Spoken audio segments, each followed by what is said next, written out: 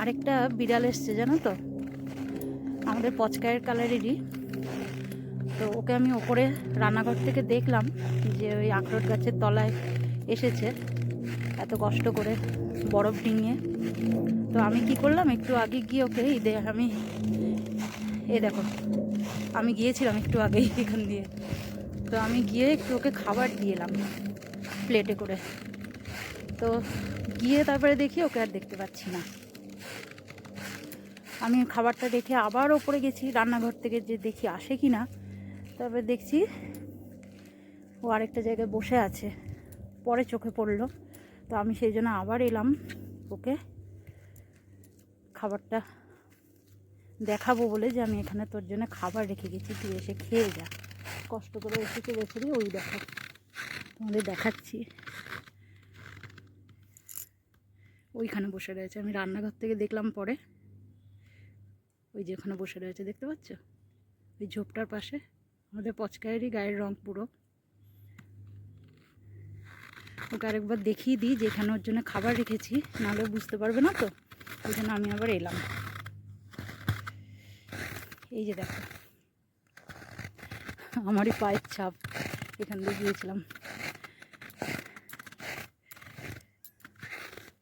তখন এইখানে ছিল। ওই দেখো আবার ভোদর চলে এলো।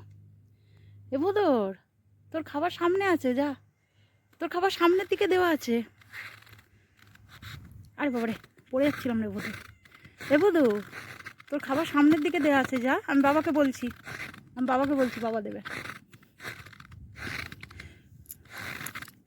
এ ভোদু, তোর খাবার সামনের দিকে আছে, তুই দেখো। তুই যা, সামনের দিক দিয়ে যা, ওদিকে দেবে খাবার। আমি ফোন করে দিয়েছি, যা যা, যাও যাও যাও যাও বাবা, তুমি ওখানে খাও। এখানে গড়াগড়ি খায় না, এটা ঘর নয়, গায়েটা বরফ লেগে যাবে। যাও যাও যাও যাও, সামনের দিকে যাও, যাও, খাবার দিয়েছে তোমাকে, যাও। হ্যাঁ হ্যাঁ, যাও যাও, বরফের মধ্যে দাঁড়িয়ে থাকিস না। চ চ চ, আমি না গেলে যাবে না, দেখেছো? আমি ওকে বলে দিলাম ফোন করে, তুমি ওখানে দাও সামনের দিকে ওই ভোদরকে, আর আমি এই পেছনের দিক থেকে এই বিড়ালটাকে খাওয়াচ্ছি। এই যাবি না, ওর কাছে যাবি না মা, যাবি না। ওই যে ও ডাকছে ওখানে, ম্যামও করে ওর দিকে তাকাচ্ছে। এই যে ও বসে রয়েছে ওখানে। ওই যে ভোদর ডাকছে, যা যা যা, ডাকছে, যা যা যা। ওই যে শুনেছে, হ্যাঁ যাচ্ছে। ওই যে ওখানে খাক সামনে থেকে, আমি একে এদিকে সামলাই, না হলে দুজনের মারপিট বেঁধে যাবে, জানো তো।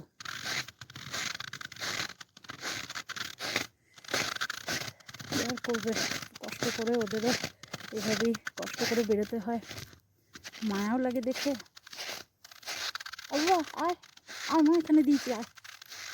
এই যে বাবা, এই যে তোমার খাবার দিয়েছি, এসো এসো, এই যে তোমার খাবার দিচ্ছি।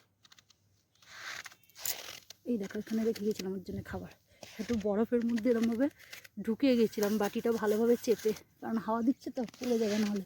এসো মা, এই যে কেন, খাও খাও খাও খাও। এই যে আরেকটা বিড়ালও ডাকছে ওখানে কোথা থেকে।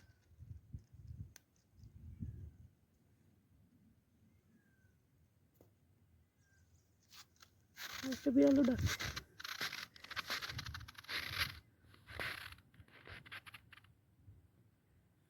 কি কষ্ট বলো দেখি। এখানে অনেক বিড়াল দেখা যায় জানো তো, বাইরে অনেক বিড়াল ঘোরে।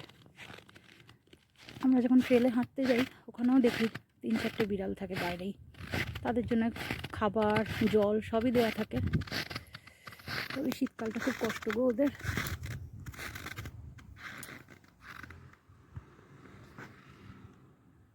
খাও খাও খাও বাবা, কত কষ্ট সত্যি। তাও একটু খাবারের জন্য কষ্ট করে দেখো তখন বাইরে আসে, কী করবে।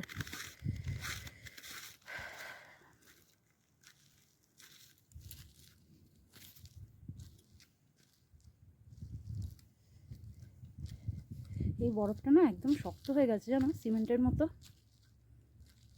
খুব ভয়ে ভয়ে আমি হাঁটছি এখান দিয়ে। দাঁড়াও, নরম বরফটাই যাই, এখানে পড়ার ভয় থাকবে না এটার ওপর দিয়ে গেলে। হাত পা সব জমে যাচ্ছে একদম। এই যে এখান থেকে, এই যে দেখো, এ দেখো খাচ্ছে, দেখেছো? আমাদের পচকারের মতোই গায়ের রং, কিন্তু সাইজ অনেক বড়। হ্যাঁ, ও বড় বিড়াল আর মহিলা বিড়াল। যে খাচ্ছে, দেখো কত কষ্ট করে ওকেও বেচারে একটু খাওয়ার জন্য বেরোতে হয়েছে, তাই না? কি বাবা, কি কি ও তোমাকেও একটু ভিডিওতে নিতে হবে? বাবা আমাকে আবার হাত দিয়ে বলছে গো ওকে একটু ভিডিওতে নিতে। হ্যাঁ, আমাকে পুরো ডাকলো। আমি আসলে রান্নাঘরেই ছিলাম জানো তো, সেই জন্য আমার ওকে দেখতে পেলাম, হঠাৎ করে চোখে পড়লো, সেই জন্য আবার ওর খাবারটা একটু দিয়ে এলাম। তো এই যে কি বানাচ্ছিলাম তোমাদের একটু দেখাই। আমার অনেক দিন ধরে না দই বড়া খেতে খুব ইচ্ছা হচ্ছিল। তো সেই জন্য এখানে বেশ কিছু বড়া বানিয়ে রাখলাম। আমি গতকাল রাতেই ভিজিয়ে রেখেছিলাম কলাইয়ের ডাল। তো আজকে বেশ কিছু বড়া বানিয়ে রেখেছি দই বড়ার জন্য। আর এইটা আলাদা করে একটু বড়া বানিয়েছি, এটা পেঁয়াজ লঙ্কা এইসব দিয়ে বানিয়েছি, এটা ভাতের সাথে খাওয়ার জন্য। আর এইখানে টিফিন বক্স করে রেখে দিলাম, এটা ফ্রিজে রেখে দেবো। আর তারপরে যখন ইচ্ছা হবে একটু গরম জলে ভিজিয়ে নিয়ে তারপরে দইয়ের সাথে মিশিয়ে সুন্দরভাবে তৈরি করে খাবো।